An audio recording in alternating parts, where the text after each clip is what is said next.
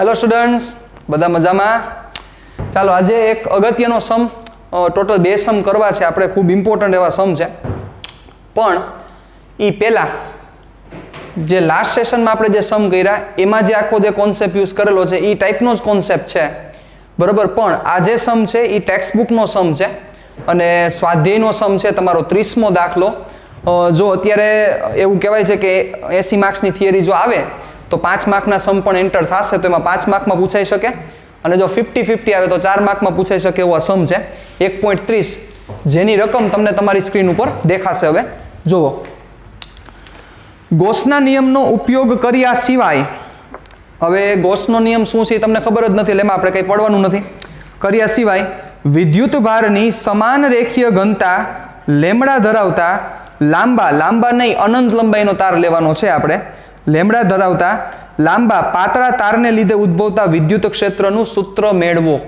Okay, આ તમારે કરવાનું છે. લેમડા જેટલી રેખીય વિદ્યુતભાર ઘનતા ધરાવતા સમાન છે એટલે બધા ખંડમાં રહેલો વિદ્યુતભાર સરખો હશે. લાંબા પાતળા તાર, લાંબો અને પાતળો તાર કીધો છે એટલે લાંબો એટલે આપણે અનંત લંબાઈનો તાર લઈ લેશું, એને લીધે ઉદ્ભવતા વિદ્યુત ક્ષેત્રનું સૂત્ર આપણે મેળવવાનું છે. ચાલો, તો સાવ સિમ્પલ વસ્તુ છે, ધ્યાન રાખજો વ્યવસ્થિત રીતે. ચલો જોજો, પહેલા આપણે અનંત લાંબો અને પાતળો તાર લેવાનો છે એટલે આપણે અનંત લંબાઈના તારને લીધે ઉત્પન્ન થતું ક્ષેત્ર મેળવવાનું છે એવું કહી શકાય, બરોબર. 2 રીતે મેળવશું. પહેલી જે મેથડ અત્યારે આપણે જે કરી રહ્યા છીએ ઈ, અને બીજી વાર જ્યારે આપણે મેળવશું 3 માર્કનો પાછો એ ઇમ્પોર્ટન્ટ પ્રશ્ન છે, એ ગોસના નિયમ ઉપરથી આપણે કરશું. ઓકે, ચાલો જોજો, એ ધ્યાન રાખજો. NCERT example RT example 1.30. Okay, ચાલો હવે અહીંયા ધ્યાન દેજો વ્યવસ્થિત રીતે. તમારું બહુ સિમ્પલ સમ છે, પણ આમાં સંકલનની જે ગણતરી છે એ જ બધી બહુ ઇમ્પોર્ટન્ટ છે, બીજું આમાં કોઈ ખાસ સમમાં નથી.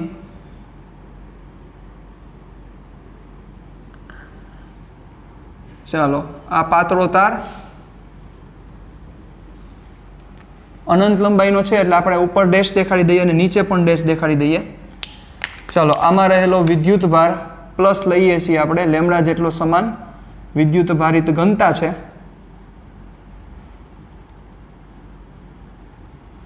ઓકે, હવે આ અનંત લંબાઈનો તાર લેમડા જેટલી વિદ્યુત ભાર ઘનતા, લેમડા જેટલી સમાન વિદ્યુત ભાર ઘનતા. ઓકે, અને આને લીધે આપણે r જેટલા અંતરે, એટલે તારથી આપણે r જેટલા ડિસ્ટન્સે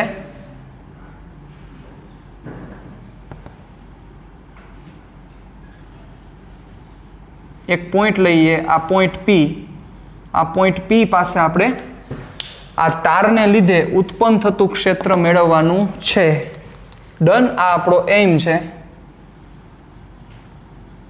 ચાલો, તો સ્ટાર્ટ ક્યાંથી કરશું વિચારો. બહુ સિમ્પલ લોજિકથી ડિસ્કશન સ્ટાર્ટ કરીએ આપણે કે આ પોઈન્ટ ઉપર આ બધા ખંડને લીધે વિદ્યુત ક્ષેત્ર અહીંયા પ્રેઝન્ટ હશે. તો હવે જોવા જાવ તો સિમ્પલ એક લોજિક આંકીએ આપણે કે અહીંયા એક હું સૂક્ષ્મ ખંડ વિચારું. ઓકે, અહીંયા મેં સૂક્ષ્મ ખંડ વિચાર્યો, બરોબર. હવે આ સૂક્ષ્મ ખંડને લીધે ઉત્પન્ન થતું આ જગ્યાએ ક્ષેત્ર કઈ દિશામાં હશે વિચારો. ચાલો સમજો બરોબર રીતે. થાય દિશા આ DE, આ DE ની દિશા. ઓકે, એવી જ રીતે વિચારો તમે, જોજો બરોબર રીતે.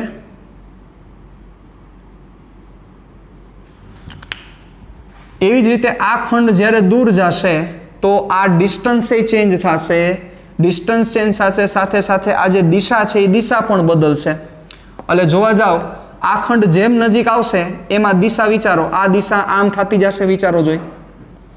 હજી નજીક આવશે એટલે દિશા હજી વધારે સ્ટ્રેટ થશે, હજી નજીક આવશે દિશા વધારે સ્ટ્રેટ થશે. મતલબ કે તમે જેમ દૂર જતા જાશો, લાસ્ટ સેશનમાં જે સમ કર્યા એ સમમાં એવું હતું કે જેમ તમે અહીંથી દૂર જાઓ એમ શું થતું હતું તો કે ખાલી દિશા બદલતી હતી, વિદ્યુત ક્ષેત્ર નહોતું બદલતું. અહીંયા 2 વસ્તુ બદલે છે. જો કે અહીંથી તમે જેમ દૂર જાશો એટલે આ પોઈન્ટનું જે ડિસ્ટન્સ છે આ ડિસ્ટન્સ બદલી ગયું, ડિસ્ટન્સ બદલું એટલે શું થશે, વેલ્યુ પણ ચેન્જ થઈને સાથે સાથે દિશા પણ ચેન્જ થાય. સમજી શકો છો તમે. હજી આગળ ઉપર જશો એટલે આ વેક્ટર હજી ડાઉન જશે, હજી ઉપર જશો વેક્ટર ડાઉન જશે. તો આ વસ્તુ એક પહેલા સમજવાની છે કે દિશા છે એ સતત રીતે શું થતી જશે, તો કે બદલતી જશે. ચાલો, તો હવે દિશા બદલશે એ સમજ્યા તમે. તો આજે તમે ખંડ લીધો છે, તમે જેમ નીચે આવતા જશો એ રીતે આ વેક્ટર જે આમ બેન્ડ થયેલો છે, જેમ નીચે આવતા જશો એમ વેક્ટર આમ સ્ટ્રેટ થતો જશે. અને જ્યારે એક્ઝેક્ટ આ પોઈન્ટ ઉપર હશો ત્યારે વેક્ટર સ્ટ્રેટ આ દિશામાં હશે. વિચારો. પણ ત્યાંથી જેવા તમે નીચે ગયા, જેવા તમે નીચે બાજુ જતા જશો એમ શું થતો જશે, અહીંયા તમે કોઈ એક ખંડ લ્યો તો આનો વેક્ટર કઈ બાજુ જશે, ઉપરની તરફ. મતલબ કે આ વેક્ટર જે પહેલા આ જગ્યાએ આમ બેન્ડ છે, આ જગ્યાએ સ્ટ્રેટ થશે. જેમ નીચે જશો એમ આ વેક્ટર એટલે કે સદિશ કઈ બાજુ જતો જશે, ઉપરની તરફ જતો જશે. વિચારો. તો હવે લોજિક આંકો કે આજે તમે અહીંયા એક નાનકડો ખંડ લીધેલો છે, આ વસ્તુને હું બીજી જગ્યાએ દેખાડી દઉં છું કારણ કે આપણે આની જગ્યાની જરૂરિયાત પડશે. ઓકે, આપણે હમણાં લખી નાખીએ. તો આજે તમે આને ખંડ લીધેલો છે, આ ખંડ તમે કેટલા ડિસ્ટન્સે લીધો, સપોઝ આ જગ્યાએથી તમે આજે ખંડ લીધો છે x જેટલા ડિસ્ટન્સે લીધો છે, અને x છે એટલે x નો જ ભાગ હશે કેટલી લંબાઈ, તો કે dx લંબાઈનો ખંડ. એવો જ dx લંબાઈનો આટલો જ x અંતરે તમે નીચે લ્યો ખંડ, સમજો બરોબર. આટલું જ ડિસ્ટન્સ કે જે ઉપર તમે જે ડિસ્ટન્સ લીધું છે એવડું જ ડિસ્ટન્સનો ખંડ તમે નીચે ધારો,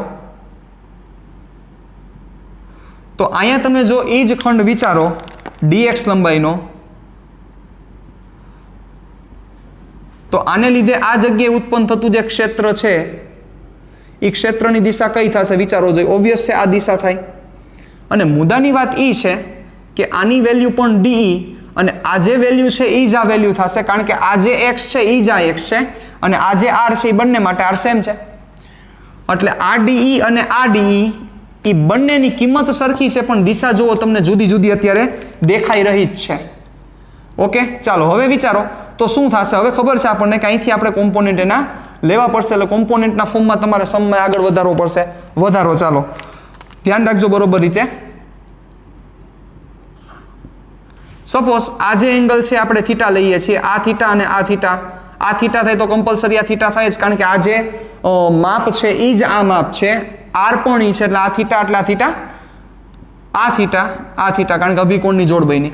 તો હવે વિચારો તમે આના કોમ્પોનેન્ટ આ બાજુ ખેંચી લ્યો તો આનો આ દિશાનો ઘટક કયો આવશે, તો કે de cos થીટા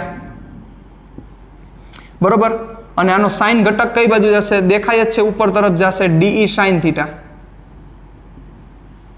એવી જ રીતે આ નીચેનો જે de છે એનો આ દિશાનો ઘટક de cos થીટા એટલે 2 થયા, અને એક્ઝેક્ટ એની સામેની સાઈડ de sin થીટા. હવે આ de sin થીટા અને આ de sin theta value same, opposite. Net answer શું થઈ જશે, 0. મતલબ de sin થીટા કટ થશે.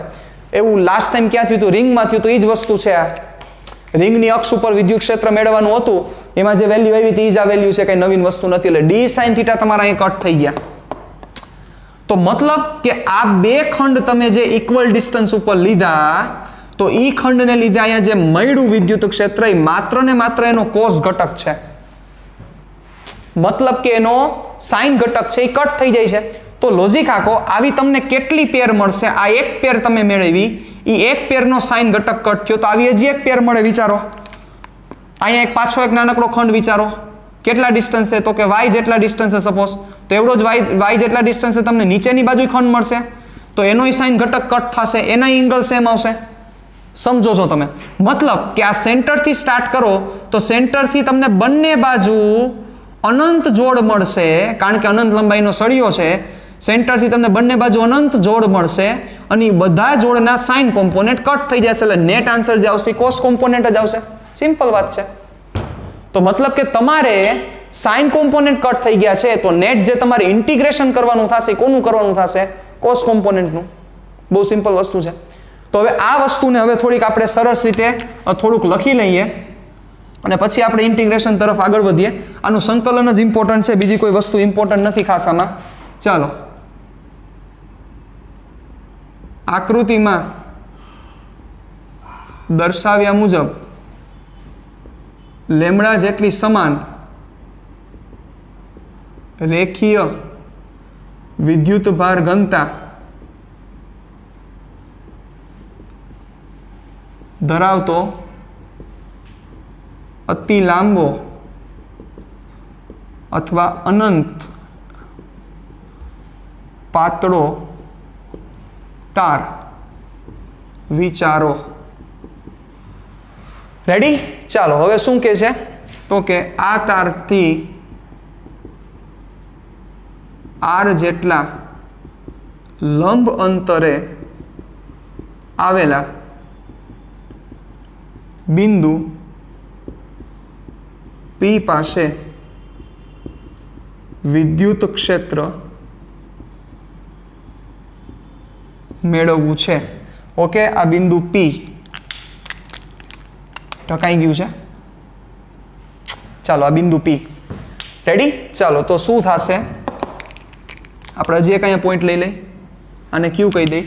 જે ઓલા dx કોમ્પોનન્ટ છે એની વાત આપણે લખી નાખીએ. બિંદુ Q થી ઉપર અને નીચે તરફ x જેટલા અંતરે કેટલી લંબાઈનો? dx લંબાઈનો સૂક્ષ્મ ખંડ વિચારો, જેમાં રહેલ વિદ્યુત ભાર dq છે.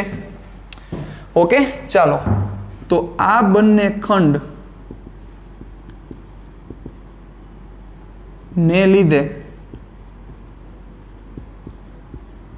P પાસે મળતા વિદ્યુત ક્ષેત્રના સાઇન ઘટકની અસર શું થાય છે? નાબૂદ થાય છે. બરોબર. આવી બધી જોડ માટે સાઇન ઘટકની અસર P બિંદુએ શું થશે? નાબૂદ થશે. એટલે લખીએ આવી બધી જોડ માટે બિંદુ P પાસે ના સાઇન ઘટકની અસર નાબૂદ થશે. તો હવે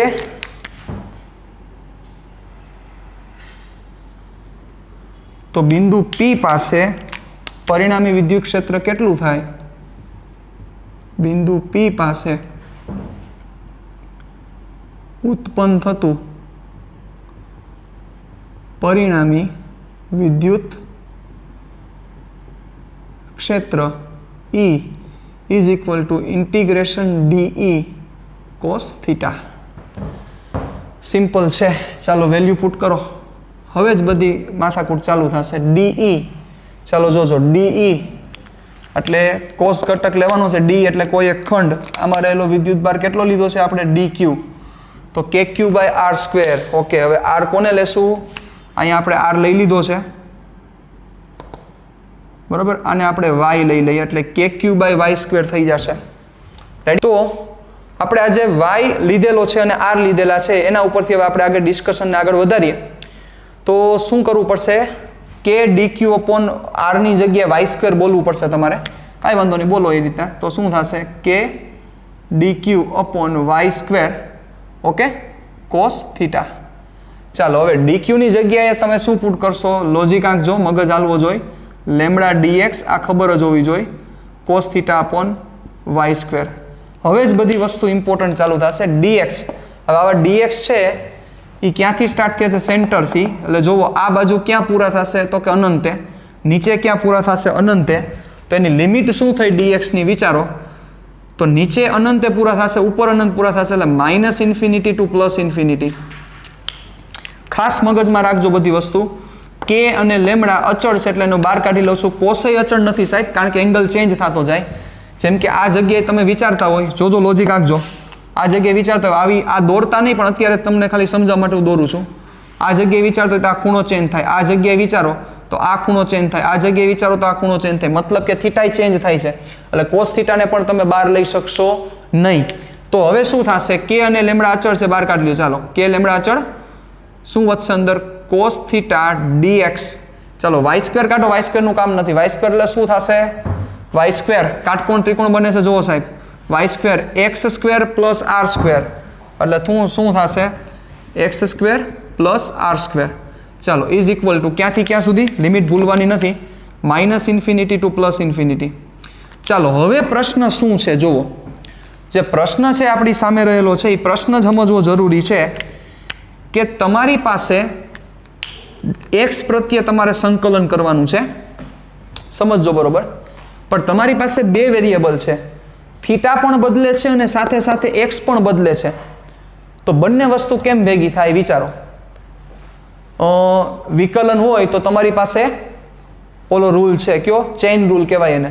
સાંકળનો નિયમ છે. તો એકાદા નચળ રાખો, બીજાનું વિકલન કરો, બીજા નચળ રાખો, પહેલાનું વિકલન કરો.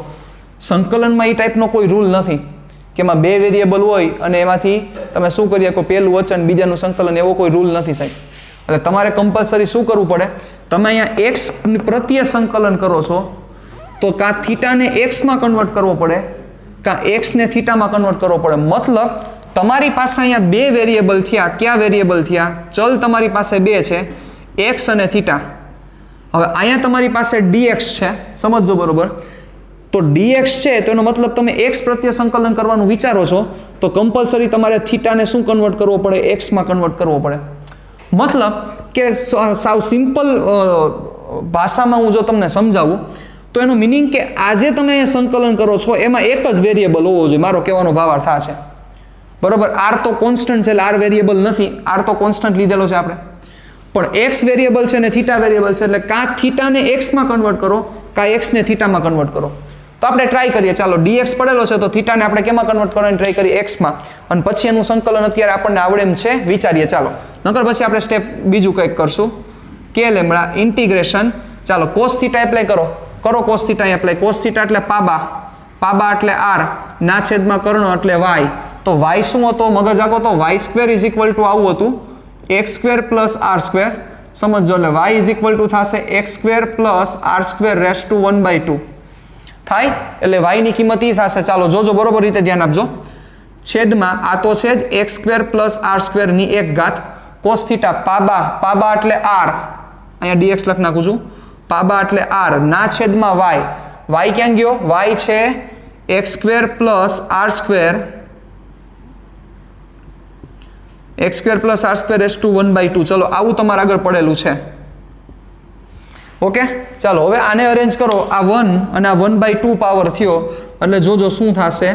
કે lambda integration minus infinity to plus infinity r dx upon આ એક પાવર છે એટલે કે એક ઘાત છે અને અડધી ઘાત એટલે બેન ભેગી કરી નાખો 3/2 ઘાત એટલે થશે આવું તમારી પાસે x square plus r square raise to 3/2.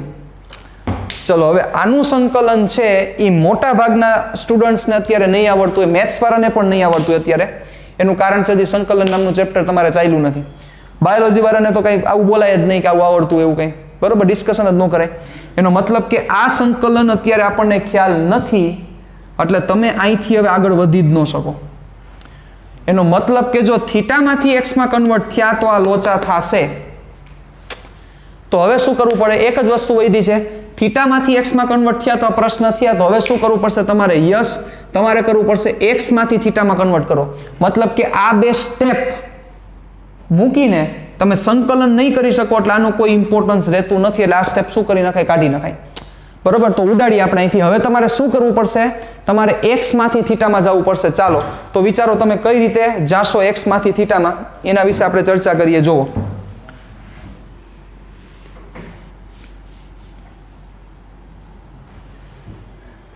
ચાલો એક્સમાંથી થીટામાં, એનો મતલબ કે થીટાને ઉડાડવાનો નથી, એક્સને ઉડાડવાનો છે.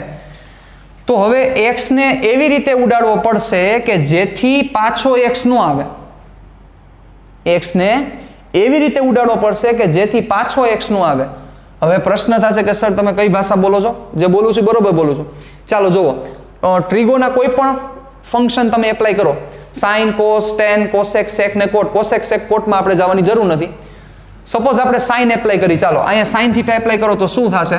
સાઇન એપ્લાય કરો તો પ્રશ્ન અહીં થશે સાઇન થીટા બરાબર સાબા એટલે એક્સ ના છેદમાં કર્ણ એટલે વાય. હવે તમારે એક્સ ને કરતા કરવો છે એટલે એક્સ બરાબર વાય ઇન્ટુ સાઇન થીટા. સમજો સમજવાની વાત છે.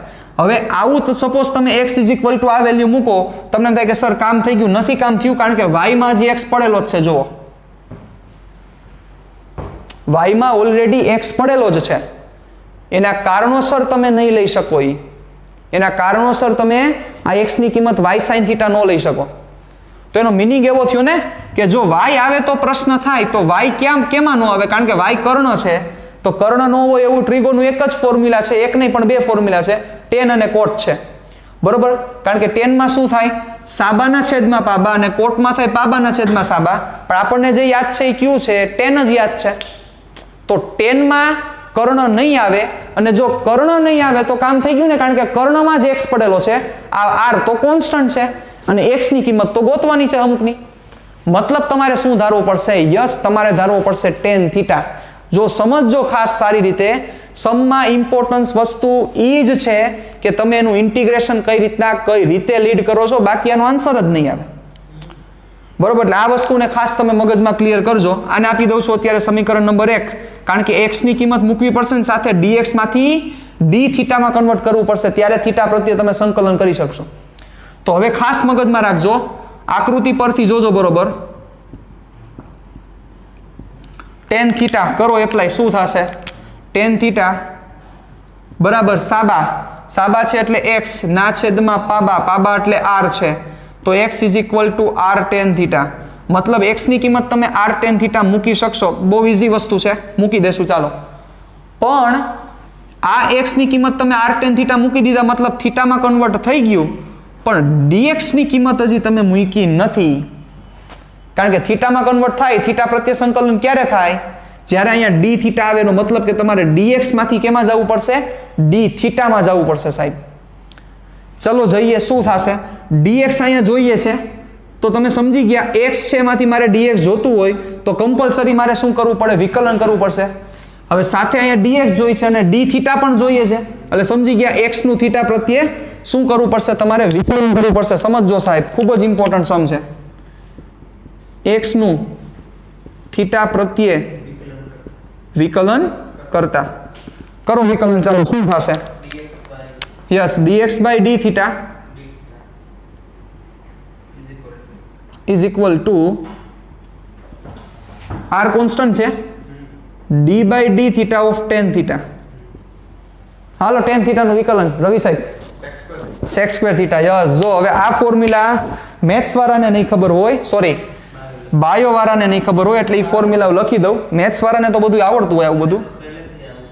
d by d theta tan theta, tan થીટાનું વિકલન થાય sec સ્ક્વેર થીટા. યસ, એટલે ઈ વિકલન, હવે ઈ વિકલનનું નવું સૂત્ર છે કે જે બાયો વાળાને સાથે સાથે યાદ રાખવાનું છે સાહેબ. રાખવું પડે ને સાહેબ, બાકી તો આમાં જિંદગી ગોટાળે ચડી જાય. હાલો, તો ટેન થીટાનું વિકલન થશે sec સ્ક્વેર થીટા. તો dx is equal two sec square theta d theta. તો જોવો સાહેબ, એમ રોક્યું આંખોમાં તમે ખોટી. dx ની જગ્યાએ d થીટા જોતા હતા, આવી ગયા. ચલો, dx ની કિંમત એને સાંભળોમાં તમે, dx ની કિંમત sec square theta d theta મૂકી દેશું અહીંયા, અને x ની કિંમત શું મૂકી દેશું? r ten theta. ચાલો જોજો, હજી તમારું કામ પૂરું નથી થયું, હિંમત રાખજો.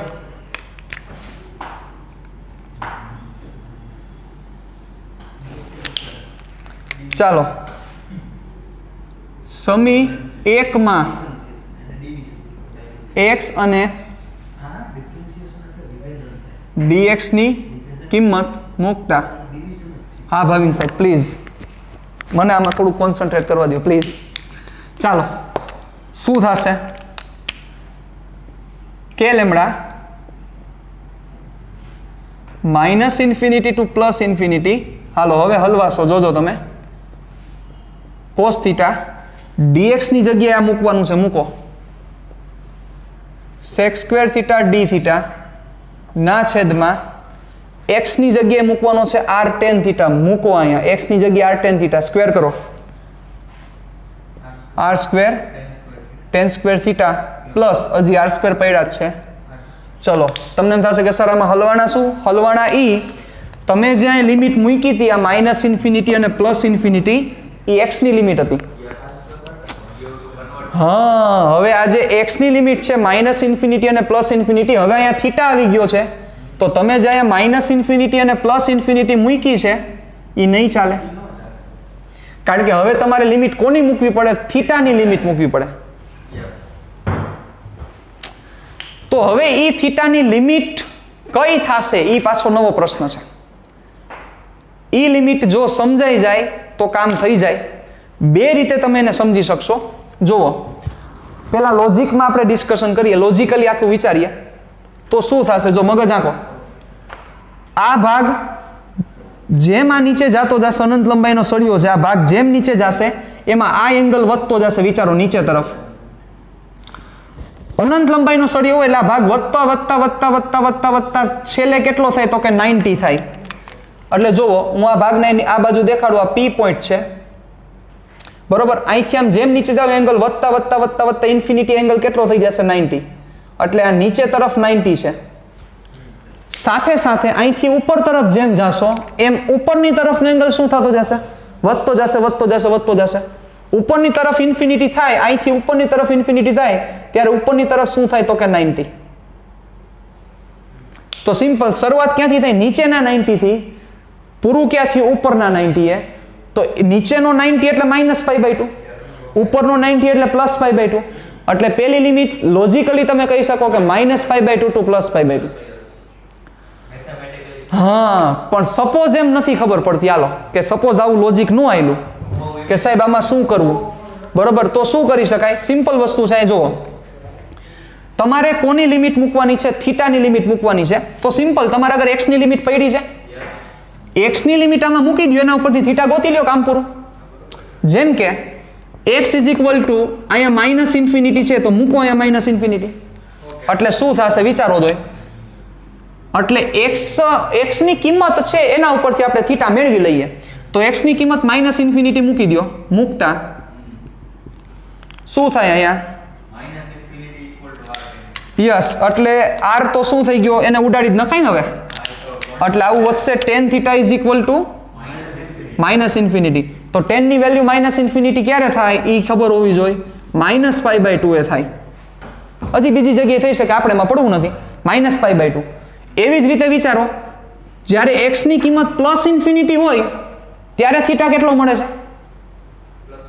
બરોબર, x ની કિંમત +ઇન્ફિનિટી થાય એટલે ત્યારે શું કરી શકીએ આપણે? આ જ વસ્તુને અહીંથી આગળ વધારીએ. જોજો બરોબર રીતે. x +ઇન્ફિનિટી મૂકતા શું થાય તો કે tan θ ઇન્ફિનિટી. tan ની કિંમત ઇન્ફિનિટી ક્યારે હોય તો કે π/2 એ હોય. તો થઈ ગયું એ જ વસ્તુ, -π/2 થી +π/2. મતલબ જ્યારે x -ઇન્ફિનિટી છે ત્યારે થીટા -π/2 છે, અને જ્યારે x +ઇન્ફિનિટી થયો ત્યારે થીટા +π/2 થયો. એટલે તમારે અહીંયા કમ્પલસરી શું પુટ કરવું પડે? -π/2 થી +π/2. એટલે બે રીતે તમે એંગલ વિચારી શકો. લોજિકલી પણ કરી શકાય અને આ રીતે પણ કરી શકાય.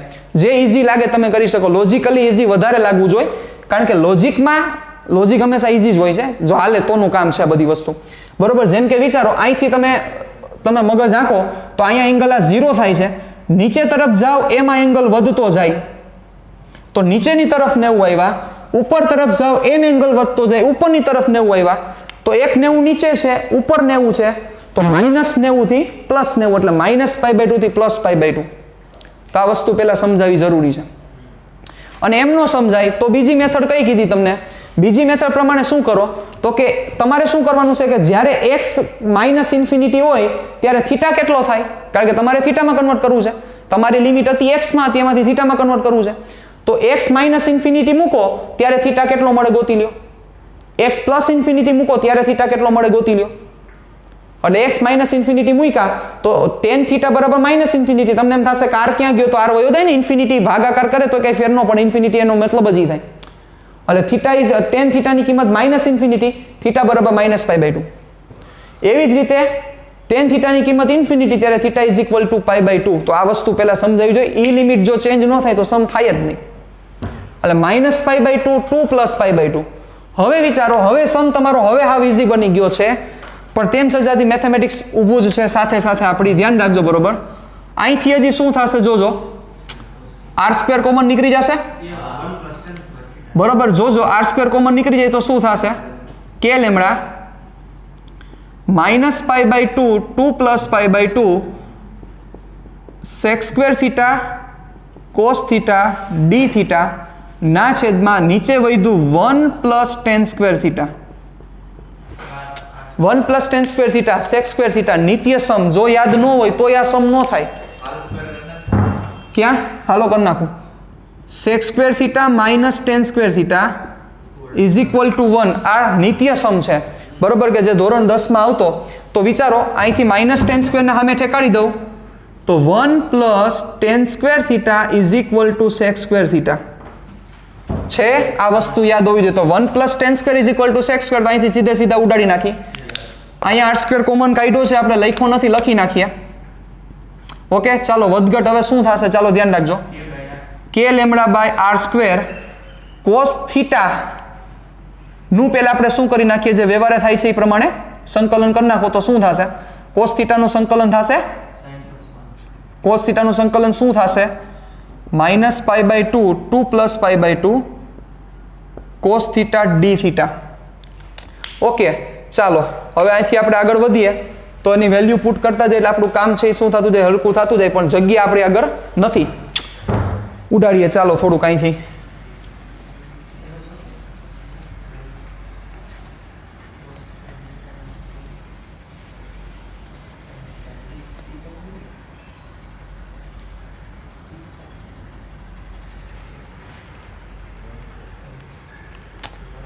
બીજી એક વસ્તુ એક જોયું તમે, એક મિસિંગ થયું. જો એ મિસિંગ અહીંયા છે.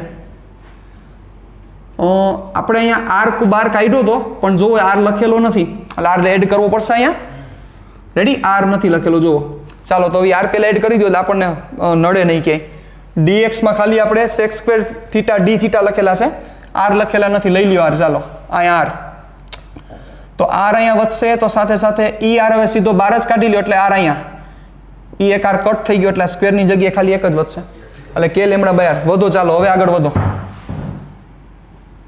સમજો. ચાલો શું થશે, ધ્યાન રાખજો બરોબર રીતે. કે લેમડા બાય આર એના કે લેમડા બાય આર એમ નમ જ કોસ થીટાનું સંકલન થશે સાઇન થીટા. જો સંકલનના ફોર્મ્યુલા યાદ હોવા જોઈએ. વિકલનના ફોર્મ્યુલાથી સંકલનના ફોર્મ્યુલા સાઇન કોસમાં ઉલટા છે. સાઇનનું વિકલન કોસ થાય પણ સાઇનનું સંકલન માઇનસ કોસ થાય. કોસનું વિકલન માઇનસ સાઇન થાય પણ કોસનું સંકલન ખાલી સાઇન થાય. રેડી, ચાલો minus pi by 2 2 plus pi by 2.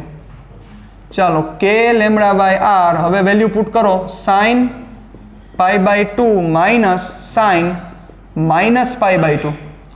ચાલો કે lambda by r sine pi by 2 એટલે 1, ખૂણો માઇનસ છે, સાઇન માઇનસ એટલે ક્યુ વિધેય થાય, હા, એટલે શું થશે, અયુગ્મ વિધેય છે, માઇનસ 12 કાઢે એટલે plus sine pi by 2, sine pi by 2 એટલે 1, એટલે સાઇન પાઈ બાય 2 1, આ 1 એટલે 2 કે lambda upon r, r small છે. રેડી, તો આ તમારું વિદ્યુત ક્ષેત્રનું સૂત્ર થયું, E ઇઝ ઇક્વલ ટુ 2 કે લેમડા અપોન આર. તો તમને આ ફોર્મ્યુલા આખું સ્ટેટમેન્ટ સાથે યાદ હોવું જોઈએ કે E ઇઝ ઇક્વલ ટુ 2 કે લેમડા બાય આર. આ ફોર્મ્યુલા કેના માટે એપ્લાય થશે, ચાલો આવો કોઈ પ્રશ્ન પૂછે તો તમને એ સાથે યાદ હોવું જોઈએ કે આ ફોર્મ્યુલા છે એ અનંત લંબાઈના લેમડા જેટલા સમાન રેખીય ઘનતા ધરાવતા સળિયાને લીધે ઉત્પન્ન થતું વિદ્યુત ક્ષેત્ર છે. રેડી, આ વસ્તુ આ રીતના યાદ રહેવી જોઈએ. એટલે E ઇઝ ઇક્વલ ટુ 2 કે lambda upon r. Clear, done. પણ સાથે સાથે જે આપણે દિશા જોઈએ છે તો દિશા સમજવી જરૂરી છે. દિશા કઈ રીતના આપણને મળશે તો જુઓ, આ જે વિદ્યુત ક્ષેત્ર જે મળ્યું આ E નેટની દિશા છે ને, કારણ કે કોસ કોમ્પોનેન્ટ જ આવે છે એટલે આ તમારી E ની દિશા થઈ. તો આ E ની દિશા છે એ R ની દિશામાં છે. જુઓ, તો દિશા આપણે એડ કરવી તો શું કહી શકીએ, જોજો બરોબર, એમાં ડિપેન્ડ કરશે લેમડા ઉપર. લેમડા પોઝિટિવ ચાર્જ છે તો ફિલ્ડને થ્રો કરશે આ રીતના, એટલે શું થશે, લેમડા ગ્રેટર દેન 0 હોય ત્યારે, લેમડા ગ્રેટર દેન 0 હોય ત્યારે E is equal to 2k lambda upon r caret, કારણ કે r ની દિશામાં છે. હવે જો લેમડા લેસ દેન 0 હોત, એટલે કે સપોઝ કે આ નેગેટિવ ચાર્જ હોત તો શું થાત, આ આખો નેગેટિવ ચાર્જ હોત તો ફિલ્ડને ધક્કો ન મારત, ખેંચત, તો r કેરેટની કઈ દિશા થાત, ઓપોઝિટ દિશા થાત. સિમ્પલ છે. તો અહીં આપણે એ મેન્શન કરી દઈએ કે લેમડા લેસ દેન 0 હોય ત્યારે, લેમડા લેસ દેન 0 હશે ત્યારે E ઇઝ ઇક્વલ ટુ શું થશે, 2k લેમડા અપોન r, પણ દિશા થશે -r cap. Clear? Done? Okay, ચાલો હવે આ વસ્તુને હું હજી થોડીક વ્યવસ્થિત રીતે હજી આપણે થોડુંક ડિટેલિંગમાં જઈએ, પણ સમજો આ સમના મેઇન સ્ટેપ જોવા જાવ તો 3 મેઇન સ્ટેપ છે. સૌથી પહેલો સ્ટેપ કે જે અહીંથી તમને લાઇટ થવી જોઈએ કે તમારે x માંથી થીટામાં કન્વર્ટ કરવું પડશે. ઈ પહેલા તમને આવડવું જોઈએ. ઈ આવડે, ઈ થઈ જાય પછી તમને ઈ ખબર પડવી જોઈએ કે x ની વેલ્યુ મૂકી, એમાંથી મારે હવે dx ની કિંમત ગોતવાની છે, એટલે મારે વિકલન કરવું પડશે. આ બીજો સ્ટેપ. ઈ બે આવડે પછી તમને ત્રીજો સ્ટેપ આ લિમિટ ચેન્જ કરતા આવડવી જોઈએ. ઈ ત્રણેય આવડે પછી ચોથો સ્ટેપ આ સૂત્ર આવડવું જોઈએ. ઈ ચારેય આવડે પછી પાંચમો સ્ટેપ આ કોસનું સંકલન આવડવું જોઈએ. તો તમારો આન્સર આવે, બાકી આન્સર નું આવે. રેડી? એટલે આ સમ તમારે ઓછામાં ઓછું 5 વાર તો ગણવો પડશે. બરોબર? મેથ્સ વાળાને મને નથી લાગતું ઇશ્યુ થાય લાંબો, એ બીજી વાર ગણશે ત્યારે પરફેક્ટ ક્લિયર થઈ જશે. પણ બાયોલોજી વાળાને ઓછામાં ઓછો 5 વાર આ સમ કરવો પડશે, ત્યારે એને સમજાશે કે આ કઈ રીતના કઈ વસ્તુ કેમ કરવી પડી. ઓકે, એટલે ખાસ આ વસ્તુને લાઇટલી ન લેતા. આ સમ તમને અત્યારે દેખાય છે એ પ્રમાણે એમ થઈ જશે કે હમણાં થઈ ગયો, પણ એમ ન થાય સમ. તમે જ્યારે બુક લઈને આ બુક અને પેન લઈને બેસશો ત્યારે લખો એ પ્રમાણે ખબર પડે કેવું ભેગું થાય છે, કે કેવા આમાં પાનિયા ઉલરે છે. રેડી? એટલે આ વસ્તુની ખાસ મગજમાં રાખજો. જ્યાં સુધી આપણે ચર્ચા કરવાની બાકી છે આપણે કરીએ. ચાલો જોજો. હવે તમે સમજી શકો છો કે આના 5 માર્ક્સ શું કામ હોય. ભાવિન સાહેબે સમજી ગયા છે કે આના 5 માર્ક્સ દેવા જ પડે. સાહેબ તમારા માટે તો બધું સિમ્પલ જ છે સાહેબ, તમારા માટે તો બધું સિમ્પલ છે સાહેબ. ચલો, હજી કોઈને એવો પણ પ્રશ્ન થતો હશે કે આ પોઈન્ટ અહીંયા લીધો હોત તો, આ પોઈન્ટ અહીંયા લીધો હોત તો, આ પોઈન્ટ અહીંયા લીધો હોત તો કાંઈ ફેર ન પડે. એનું કારણ તમને સમજાવું. કારણ કે અનંત લંબાઈનો સળિયો છે તો કઈ જગ્યાએથી સ્ટાર્ટ થાય છે એવું તમે ચર્ચા ન કરી શકો. લિમિટેડ લેન્થ હોય તો પોસિબિલિટી છે કે તો એમાં ચર્ચા થાય. અનંત લંબાઈનો સળિયો છે એટલે એમાં કંઈ ચર્ચા કરવાની કોઈ ઇશ્યુ જ નથી રહેતું, કારણ કે એનો શરૂઆત ક્યાં છે અને અંત ક્યાં છે ખબર જ નથી. ઓકે, એટલે આનું ફિલ્ડ થાય કઈ રીતના જો બેઝિકલી જોવા જઈએ. ચલો જોજો, અહીં ધ્યાન રાખજો કે મારે એની જો ફિલ્ડ લાઇન્સ એટલે કે એક ક્ષેત્ર રેખા ડ્રો કરવી હોય, ભણ્યા નથી આપણે, પણ આપણને પોઝિટિવ ચાર્જની ક્ષેત્ર રેખા દોરતા આવડે. બિંદુવત વિદ્યુતભાર હોય તો આપણે દોરતા હતા ને ત્રિજ્યાવર્તી બહારની તરફ. બરોબર? તો આની ક્ષેત્ર રેખાને જો રિપ્રેઝન્ટ કરીએ તો શું થાય, આ ધક્કા મારે મગજ આખો, કારણ કે બહારની તરફ છે. તમે અહીંયા જોયું આ પોઈન્ટ ઉપર આ દિશામાં આવ્યું તો ઉપલા પોઈન્ટ ઉપર એ જ દિશામાં જાય, ઉપલા પોઈન્ટ ઉપર એ જ દિશામાં થાય બહારની તરફ. કોપી આમાં પણ કઈ દિશા થશે, બહારની તરફ. જોવો, પણ જો આની જગ્યાએ જો નેગેટિવ ચાર્જ હોય, ઋણ વિદ્યુત ભાર હોય, કેવો વિદ્યુત ભાર હોય, ઋણ વિદ્યુત ભાર, અનંત લંબાઈનો જ તાર, એમાં આપણે કંઈ ફેરફાર નથી કરવો. પણ જો ઋણ વિદ્યુત ભાર હોય તો શું થશે, સિમ્પલ, ઋણ વિદ્યુત ભાર હશે તો એ ખેંચશે. સમજી શકો છો, કોમન સેન્સની વાત છે.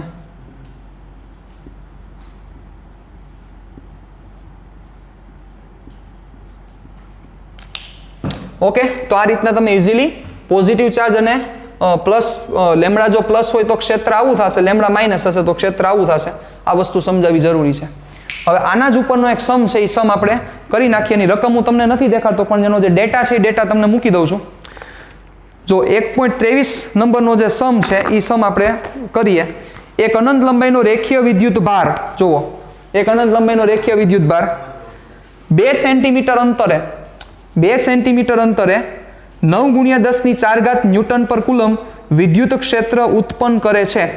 કેટલું ક્ષેત્ર ઉત્પન્ન કરે છે? 9×10⁴ 4 ઘાત 9 × 10 ની 4 ઘાત ન્યૂટન પર કુલમ વિદ્યુત ક્ષેત્ર ઉત્પન્ન કરે છે. કેટલા ડિસ્ટન્સ છે? 2 સેન્ટીમીટર ડિસ્ટન્સ છે. તો રેખીય વિદ્યુતભાર ઘનતા ગણો એટલે તમારે ફાઇન્ડ કરવાનો છે લેમ્બડા. તમારા આગળ ફિલ્ડ છે, ફિલ્ડની વેલ્યુ છે 9 × 10 ની 4 ઘાત, આર છે 2 સેન્ટીમીટર, ફાઇન્ડ કરવાનો છે લેમ્બડા. ચલો આપણે લેમ્બડા ફાઇન્ડ કરીએ તો શું થશે ધ્યાન રાખજો. બહુ સિમ્પલ સમ છે. 1.23 જુઓ 1.23 આરની વેલ્યુ છે 2 સેન્ટીમીટર. વિદ્યુત ક્ષેત્ર ભાવિન સર કેટલું હતું? 9 × 10 ની 4 ન્યૂટન પર કુલમ. લખી દીધું, પદ બોલ્યા તમે. તો લેમ્બડાની વેલ્યુ કેટલી થશે? ચાલો, અનંત લંબાઈના તારને લીધે ઉત્પન્ન થતું ક્ષેત્ર, અનંત લંબાઈના તાર ને લીધે ઉત્પન્ન થતું ક્ષેત્ર, એ રહ્યું સૂત્ર. E = 2k lambda upon r. ચાલો, શું જોઈએ છે તમારે? લેમ્બડા. કરો લેમ્બડાને સબ્જેક્ટ, ER/2k વેલ્યુ પુટ કરો, આવી તમારો આન્સર ભાઈ. કુલમ પર મીટર. એટલે ખાસ તમે જે અહીંયા આર મૂકો એને આપણે સેન્ટીમાં નહીં મૂકીએ, મીટરમાં મૂકી દેશો. એટલે કુલમ પર મીટર, સેન્ટીમીટર ઇન્વર્સ નથી, કુલમ પર મીટર છે. આ તમારો શું થશે? લેમ્બડા. તો બહુ સિમ્પલ સમ છે, પણ આજનો જે આ સમ ભણ્યા બહુ અગત્યનો સમ હતો. એટલે ખાસ તમારે 3-4 વાર સમ કરવો પડશે, પછી તમને ક્લિયર થશે. એટલે 2-3 વાર વિડીયો જોવો પડે તો જોજો. જે જગ્યાએ મેં તમને જે વસ્તુ યાદ રાખવાની કીધી છે એ વિચારવી પડશે, યાદ રાખવું પડશે. અને તેમ છતાં ક્યાંય પણ પ્રોબ્લેમ થાય તો મને શેર કરજો પ્રોબ્લેમ તમારો. टाटा बाय बाय, सिया, फिर मिलेंगे चलते चलते.